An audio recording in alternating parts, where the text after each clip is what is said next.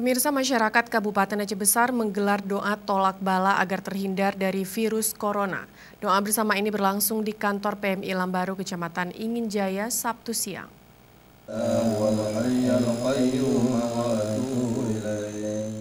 Ribuan masyarakat mulai dari pegawai negeri sipil di lingkungan Pemkab Aceh Besar, pelajar serta elemen masyarakat pria dan wanita memenuhi pekarangan kantor PMI.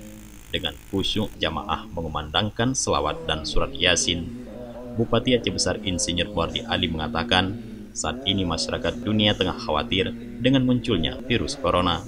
Menurutnya siapapun baik masyarakat maupun pejabat bisa terkena penyakit virus mematikan tersebut.